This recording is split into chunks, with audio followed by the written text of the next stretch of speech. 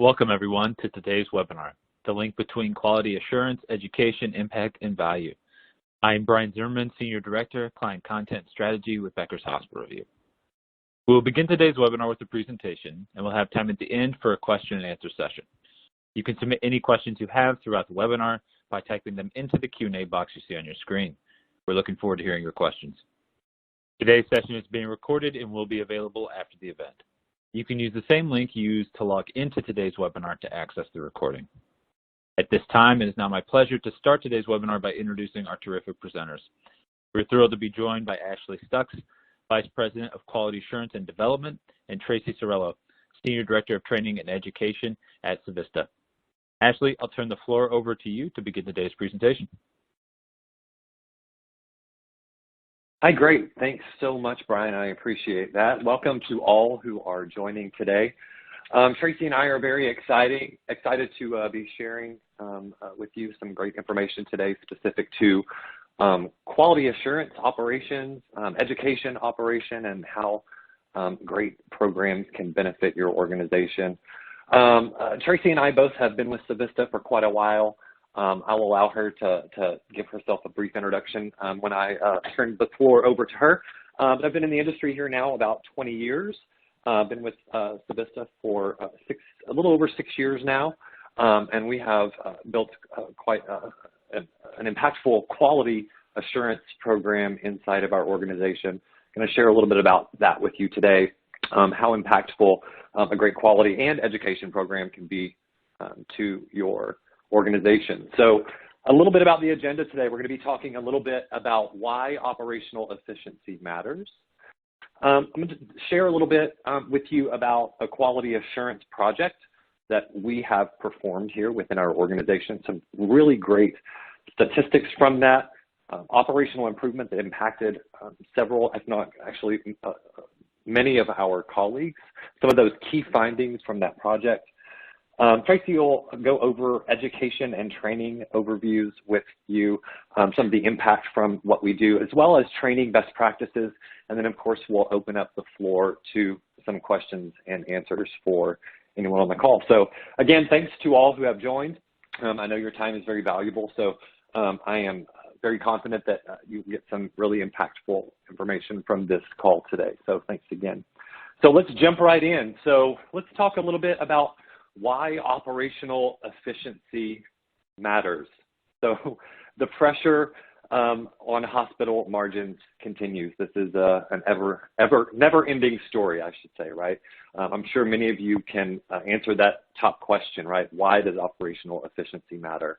Healthcare leaders today are forced to identify new ways to reduce cost, increase cash flow, and optimize financial performance.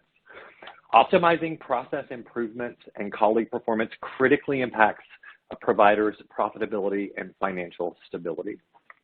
Recently, a Kaufman Hall study indicated that a hospital review will likely be down anywhere between $53 to $122 billion due to the lingering effects of COVID-19. I know everyone on the call has been impacted in some way or form from the pandemic. As a business, as an industry, we have seen this impact. So let's talk a little bit about that impact, specifically on our operational,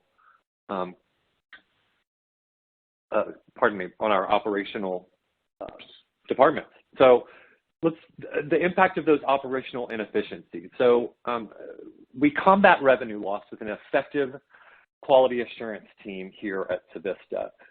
We use that team to evaluate our operations in a consistent, reoccurring cycle. We uncover inefficiencies and identify the root causes of those inefficiencies.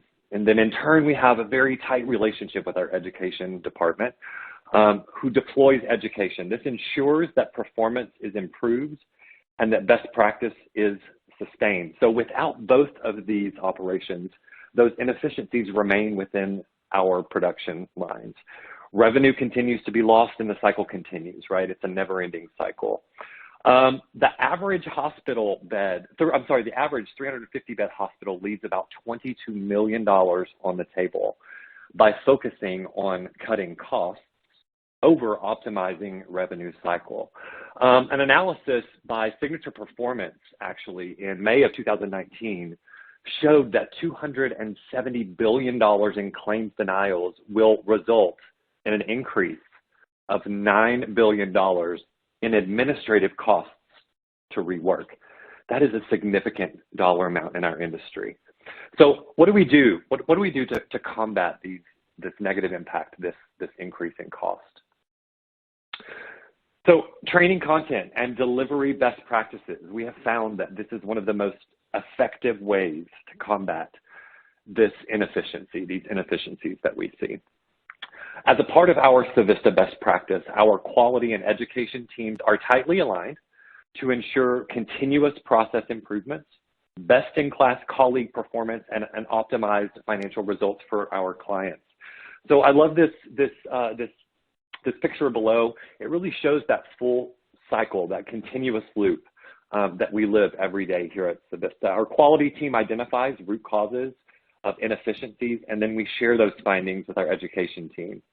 Tracy and her education team leverages those findings to create content and provide ongoing training, which reduces inefficiencies and consistently improves our performance. So then we start again at the beginning, right? This consistent flow of identifying inefficiencies, drilling down to the root cause of those inefficiencies, creating content to reduce those inefficiencies, delivering that content so that we see actual performance improvement to the bottom line of our departments. So I want to share a little bit with you about a QA project that we ran here in Civista and very impactful results that we got from the project. I'll jump right in. Overview for the project. So first thing that our team did was identify 3 very large multi-system clients within our organization. We did a deep dive, our QA team, and addressed actual lost revenue by identifying the top defects or opportunities within those operational processes. So once we identified those, we quantified our findings, analyzed the data from those 3 healthcare systems, and we were able to identify the costs that were specifically associated with those suboptimal revenue cycle performance processes, the actual errors in the process.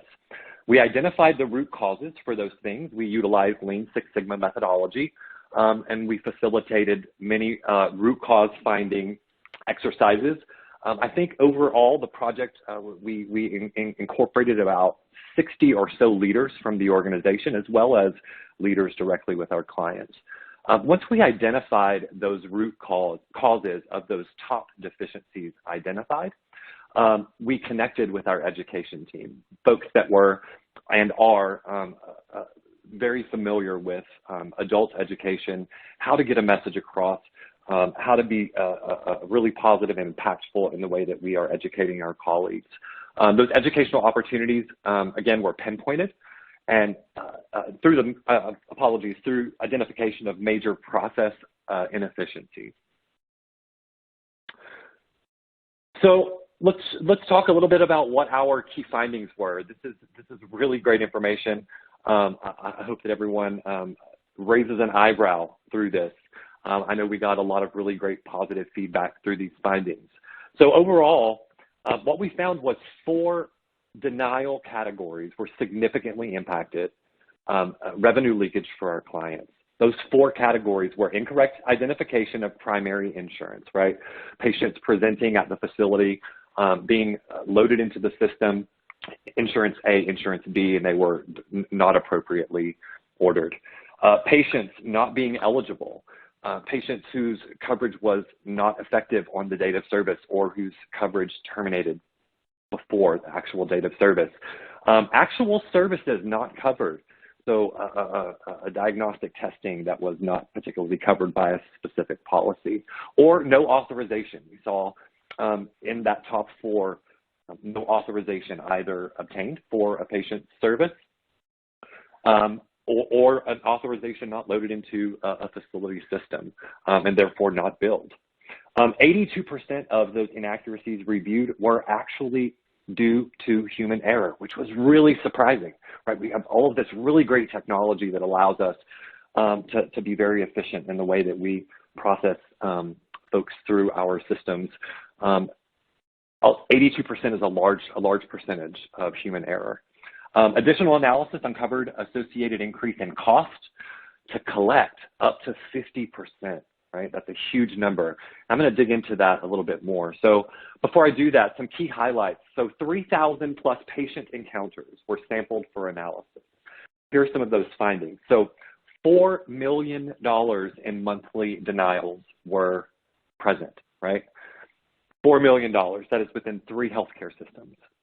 The deficiency for encounters with aging balances greater than 90 days fell within these categories. So when we looked at those errors, these are the actual errors, or the categories, these are the actual errors that we identified. So incomplete documentation, we see incomplete documentation across the board. It's always our #1 deficiency, right? With any healthcare system, how can we better document ongoings? Missing or incorrect authorization, I previously mentioned that category. No insurance verification or documentation of that insurance verification. And then the actual follow-up on those accounts post-bill being incorrect, the action taken not actually driving those accounts forward in the cycle. So a quick poll for everyone. On the call, I'll give a minute or two, but on average, what is the annual cost per hospital due to insufficient documentation? So none? Is it really not measurable? Is it about $125K, $750, or $1.75 million on average? I'll give everybody a couple seconds to choose your answer. What do you think is the average annual cost?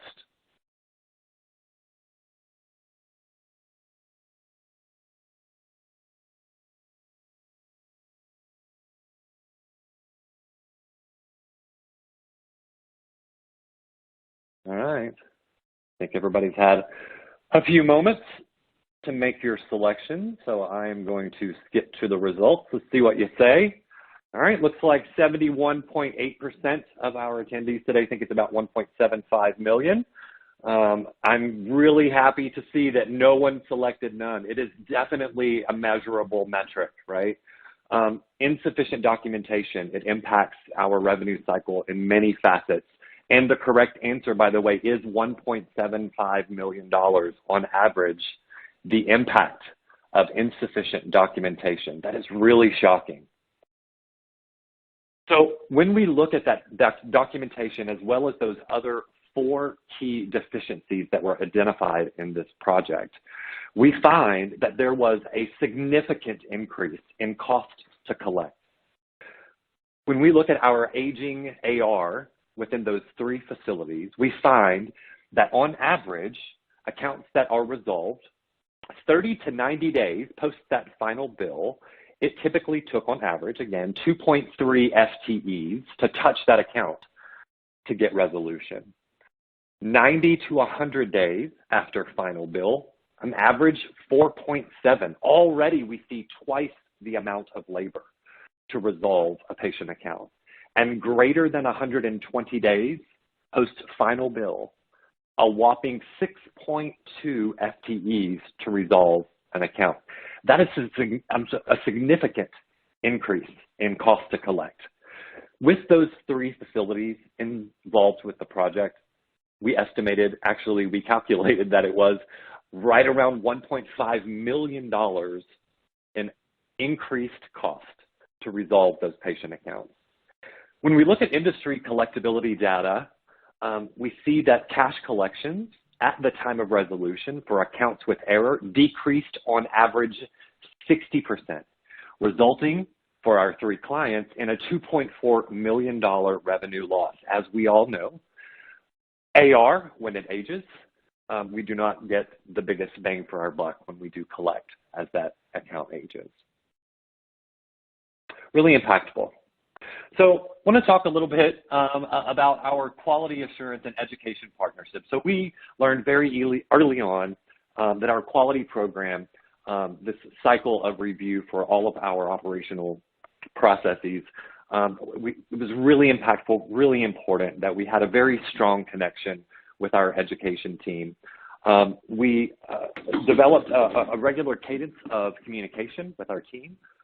We share information on a continuous basis with that team, specifically to the findings for all of our operational projects, all of the roles that we fill within our organization.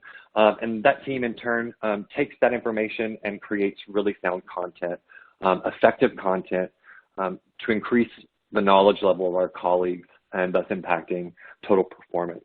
I'd like to introduce Tracy Sorello, and I'll let her give a formal introduction to herself, But thank you guys for letting me speak. I'm looking forward to the Q&A, and Tracy, I'll turn it over to you. Thank you, Ashley. This is Tracy Sorello. Thank you again for your time. I was thinking back as Ashley was talking about when I first started at the company, and Ashley was one of the first people I met, and I am grateful that he and I have the same philosophy with respect to performance improvement and the need for quality and training to work together in order to continually provide education and training to our colleagues and ultimately allow our colleagues to perform at their best, empower them to make a difference and to serve our clients. So this partnership, as Ashley mentioned about the project he worked on, he took those findings and brought them to us, and we were able to take those true examples and where the root cause was identified, we could create training modules that go through these examples and address the key areas that were deficient. We find that our colleagues don't intend to do things wrong. Oftentimes they're in a rush or they don't understand. But by having the exact examples and having them walk through, we can help them to see the impact they have on the entire revenue cycle, how they have an impact on the monetary value for both our clients, our patients, and our company. And then as we walk through, we certainly went through these examples and let them know the importance and the correct process for documentation, what to do with authorization requirements and usage, how the importance of other insurance accuracy should be followed, and what the impact is should they miss one little step.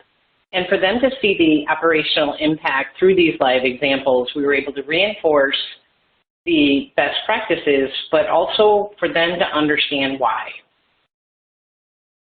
And just an overview of our philosophy, we try to promote a learning culture together, with the quality and training team, but also we support our strategy of our company, so this is the strategy to deliver the best experience for our partners.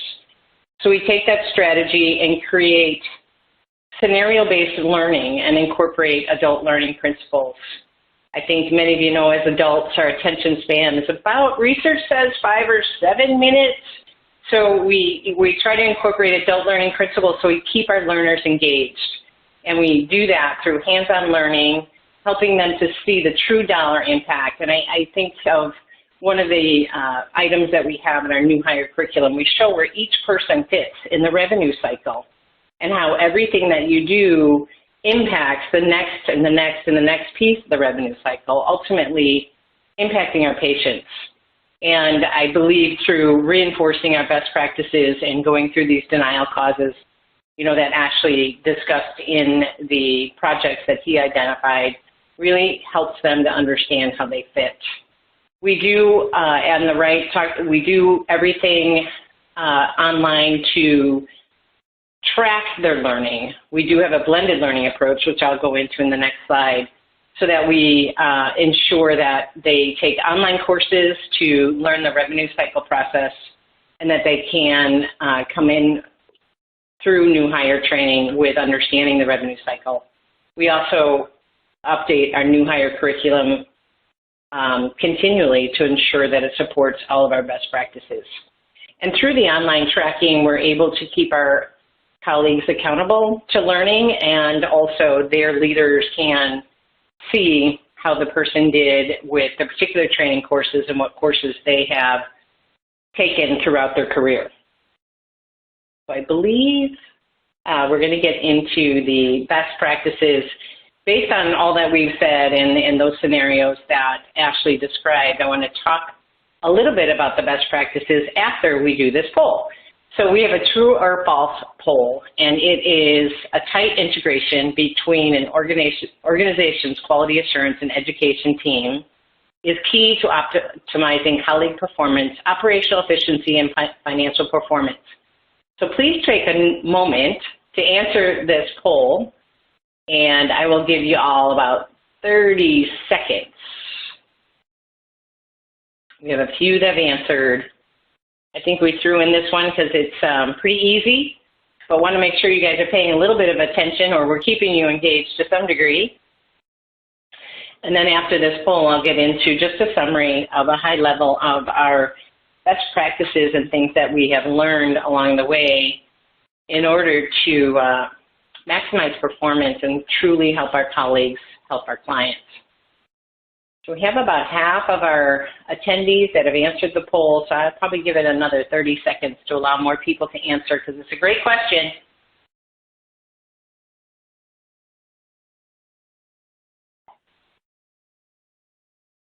We have about 100 so far that have answered. So 15 more seconds if you can just answer the poll question on your screen, true or false.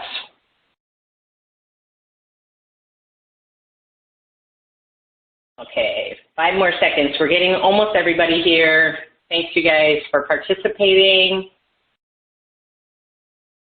Okay, I think we'll end the poll and get on to the answer here. Thanks you guys for everyone, 99.1% saying that it is true. And I can tell you in our experience, both Ashley and I and our clients and those that we've worked with for the last several years, we know it is beneficial, and we know through our feedback from our clients and our colleagues as well as the performance data that it is true. So best practices, just overall, want to tell you that Ashley presented that performance improvement cycle, so it continues everywhere in our training. And I'm going to start out with our new hire orientation. I mentioned earlier we incorporate blended learning, and what that means is for our new hires, we include instructor-led, so we have an instructor via Zoom. We've done virtual training since 2017, but we also ensure that our new hires see their leaders. So within that virtual new hire, their leaders attend the new hire and introduce themselves, and then we also have some online learning. But the first bullet is we provide consistent foundational revenue cycle content to every colleague that comes to Civista. We have revenue cycle content that is just the foundation of revenue cycle, just to be sure that everyone understands the entire revenue cycle. And the next bullet talks about the top defects. So not only did Ashley provide all of that information and continually from the audit programs, we include those top defects and any customer or client feedback into our new hire content. So with all those denials, the incorrect documentation, all the problems that our patients and clients have been facing, we include that in new hire so that we can help them from the get-go understand the importance of what they do and how it impacts our clients, but also get them started with all the best practices of understanding the why. Also in new hire, we include the expectations of the quality program. So our new hires know what to expect once they get through the new hire and get onto a project. And then we, as I said, update our new hire content continually. We get operations feedback, we get feedback from Ashley and his team, we get client feedback. And as a result, we measure our new hire quality and productivity as they progress and leave the new hire environment and graduate to the floor. And we look at their performance for 6 months after they leave us, and we have seen an improvement generally on average of about 20% from each new hire class because we continually update the content based on the errors, based on the feedback. And the last bullet there, we also have operations look at our content and make sure they agree that it is the content that the new hires need. Micro-training is something that we started in 2018, and this follows the philosophy of YouTube. So it's bite-sized training, and it is less than 5 minutes. So it gets you the information that you need. It's at an employee's desktop. So our philosophy is the least amount of clicks for an employee to get to this training. It can be a couple of slides, it can be a video, but it's just a reminder of items that the group needs to be reminded of. The content is driven by operations. So it includes top defects from Ashley's team, it includes feedback from the clients, but it is done, we found our best practice is on a bi-weekly basis. Every 2 weeks we get a reminder out to each group of colleagues. And truly we have learned repetition is the mother of all skills. I've seen data and research that said as adults we need to hear things 9 times. Sometimes I don't know if that's true, but we continually say the same thing over and over to people just to remind them and make sure they hear it, to make sure they're able to implement it. So the micro-training has been very helpful, and we've even at times had operational teams that provide games via micro-training. So it's just a few-minute game of reminders or videos from one of their colleagues that incorporates reminders. So micro-training has been very successful for us to get out communication to our colleagues. The next item is customized training. So this is a particular example that we had with a team that wasn't really clear on the client expectations. So we had a couple of trainers work with this team and work with the client and operations team, and they created micro-training, micro-learning for the group. They identified the defects, again, from Ashley's team and the feedback from the client, and took that and created content to train them. And it was daily for a few weeks, 4 to 6 weeks, that we did this with the group to help them understand what the expectations were. And we measured learning, and it was quick as a month after we met with that team that we saw a reduction in the defects. You can see there 20%. And then we also saw the productivity increase. And the colleagues felt so much better about meeting those client expectations now that they were clearer on what they were and what the right process was. And then the next couple of items, and then I'll close. The next one is chair sides.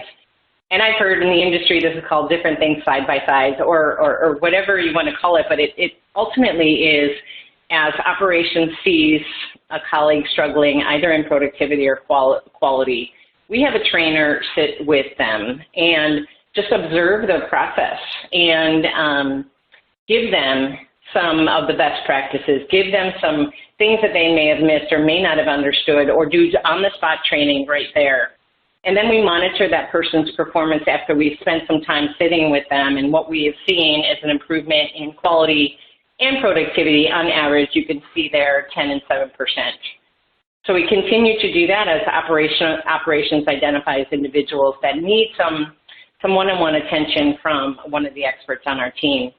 And then remedial training, this is, again, data that's given to us from Ashley's team. And we've done this on a monthly basis since 2017, and we do this via Zoom, and it is purely about the top defect that was reported the month before for our company.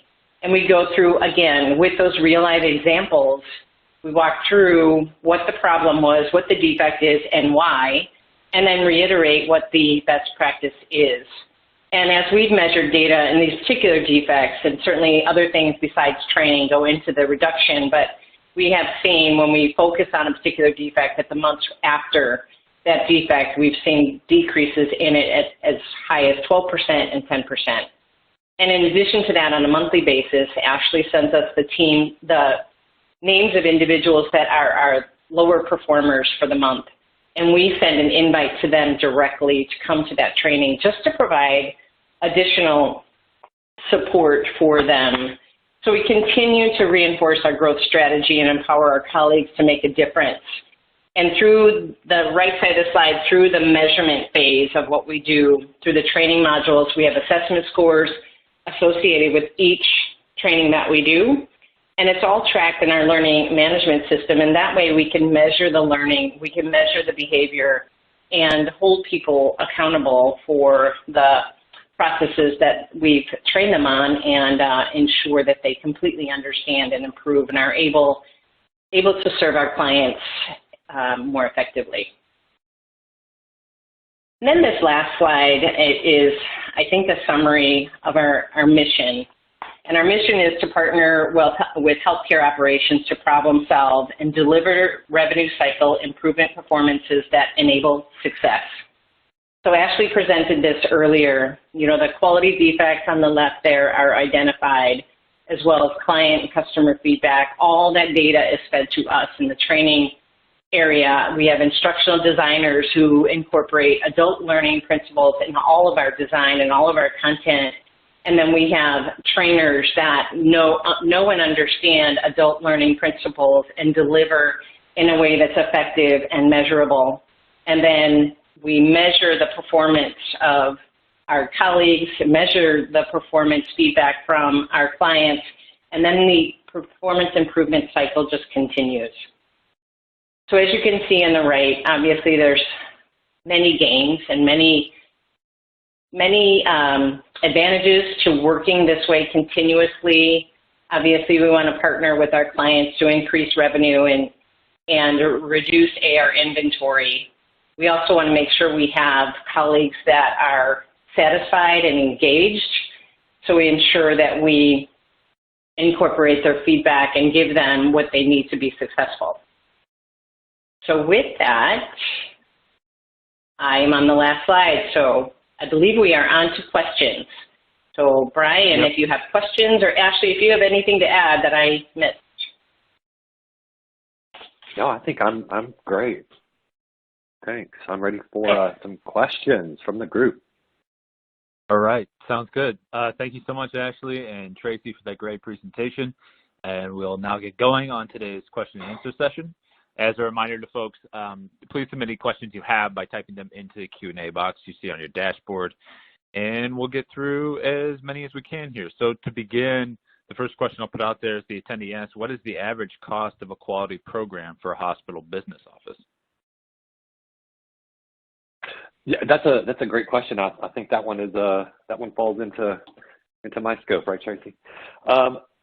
Average cost of a good quality program, I think, is a really great question, and thank you for the submission of that question.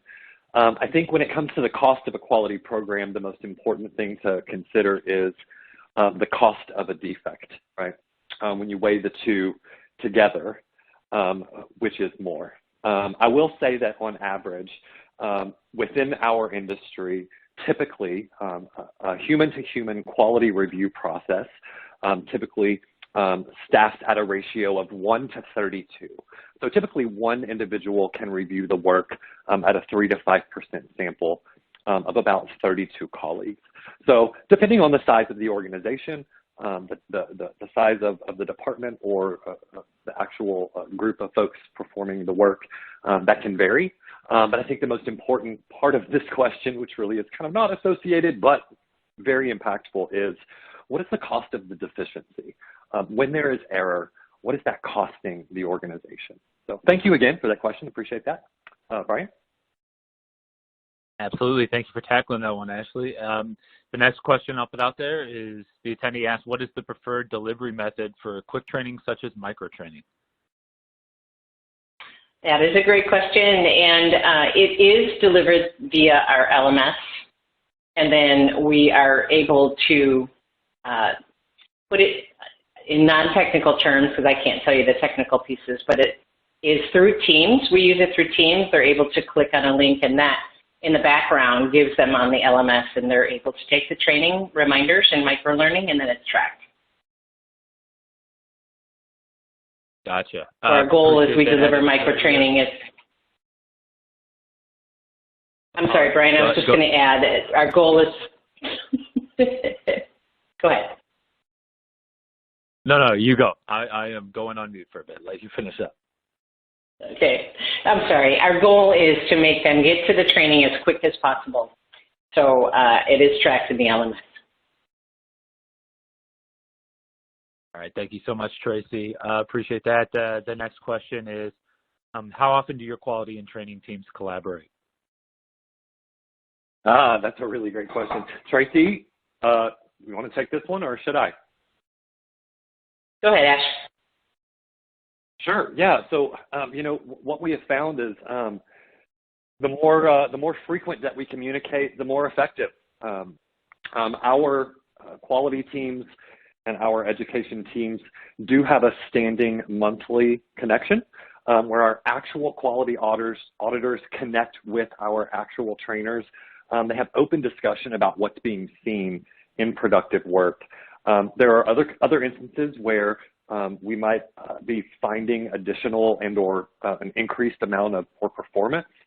In those scenarios, we might meet on a weekly basis, but at a minimum, typically we meet on a monthly basis to share information with our training partners, talk through what that education might be to really get the biggest impact. Anything to add to that, Tracy? Nope, that was exactly what I was going to say. Okay, yeah, great. Awesome. Great question. Thank you for that. Yeah, perfect. Very straightforward, tactical answer, so appreciate that. The next question from an attendee is, do you have any statistics on inefficiencies for ASCs? Yeah, I do. And I'm happy also to follow up with that question via email with some additional content, just based on our perspective. So for ambulatory surgical centers, the first two things that pop into my mind that we see, looking at a large variety of our client base, the two things that scream in my mind are, number one, of course, documentation. We see this, right? In almost every instance of a human contact with a patient encounter or a patient account inside of a technology, we see poor documentation. This leads to questions. This leads to additional time being spent on those individual scenarios to try to make sure that we're doing the right thing to move forward. The second part of that really surrounds authorizations, whether it be a lack of authorization that's present on the account. I know I mentioned this earlier in the presentation, a lack of authorization present on the account, or to be honest, ultimately, especially for some reason in those ASC centers, the actual process of obtaining authorizations, validating those authorizations, making sure those authorizations are loaded in the appropriate place inside of your technology, a lot of times we see breaks in those processes. So in turn, although there might be opportunity for actual human improvement in the process, a lot of times we see opportunity for actual process improvement. But yeah, thank you for that question. Great question. Yeah, we've had a bunch of great questions come in. Really lovely to see this engagement from our attendees today. So the next question then is, what method do you use to share QA results with training?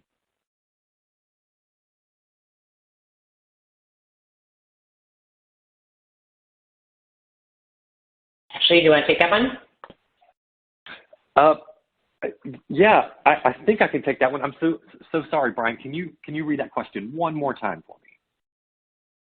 Yeah, most definitely. So the question, word for word, is just what method do you use to share QA results with training? So I think it's just asking how are you sharing these results through the training process? Sure, absolutely. Apologies for misunderstanding that question. Thanks for rereading that. So we actually use a couple of methodologies in how we share our data with the education team. Unlike the information that we share with our operational teams, the purpose behind the share of the information is a little bit different with our training team, right? We really work hard to drive and drill down into the root cause of the actual errors that we identify. So with our operational teams, when we share our quality results, we share performance metrics, right? A 96% quality score, right, or a performance rate, an accuracy rate. We do share those numbers with our educational team, but we drill down in much greater detail with that team specific to what is the reason, what is the root cause for the actual error. Is it a misunderstanding? Is it a lack of clear directive? Is it that the colleague potentially just, doesn't understand the process in general? When we deliver that, typically, we deliver that with actual individual examples. We are very fortunate here at Civista to have an amazing education team, a group of folks that are very familiar with the healthcare industry, with the revenue cycle. So for us as a quality group who are SMEs in their rightful fields, they understand each part of our operation. So it's very nice to have a group of folks that really truly understand the impact of a deficiency, and then can take that information to translate that to an effective way to improve performance. So hopefully that answered the question. Thank you. Yeah, absolutely. Thank you so much for digging in on that one, Ashley. And so the next question I'll put out, again, we've got a ton of great ones coming in. So the attendee asked, do you present the micro-training via your LMS or other methods? LMS, because we want it to be tracked. The point I was saying earlier is, well, the LMS may be in the background because we want them to be able to access the training from their desktop. So it's done a couple different ways via Teams. They can click on a link and get right to the LMS and right to the training that is being delivered that week. Excellent. Thank you for that added clarity there, Tracy. And so the next question we'll take is the attendee asks, how are you measuring productivity? Are you referring to claims specifically as far as approval and denials? Yeah, I think I can answer. When I showed, yeah, go. Okay, go ahead, Tracy. Go ahead. The productivity that I showed was based on closed claims. So Ashley, you may have more detail. Yeah, sure. So productivity, within different groups varies.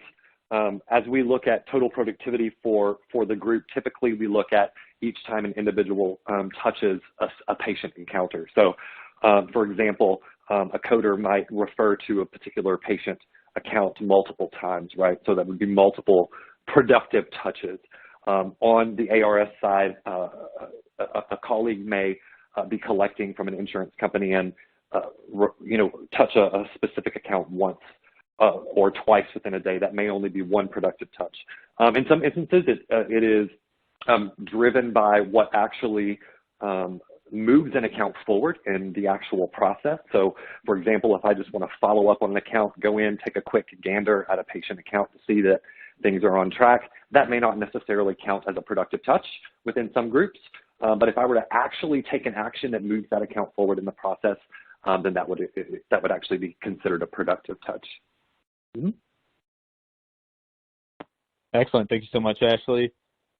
Tracy, this next one's addressed straight to you. Pretty straightforward. What LMS do you use? We are transitioning to Workday as we speak. Excellent. Thank you for sharing. And then the next question is, following COVID and many colleagues now being remote, can chair sides still be employed to support the colleague? Absolutely. We've done chair sides via Zoom since 2017, 2018. In light of trying to reduce travel costs, we've used Zoom to do chair sides effectively for a couple of years now. Excellent. Thank you for sharing, Tracy. And with that, I just want to open up the floor to any closing comments from Tracy or Ashley today. I really appreciate all this engagement.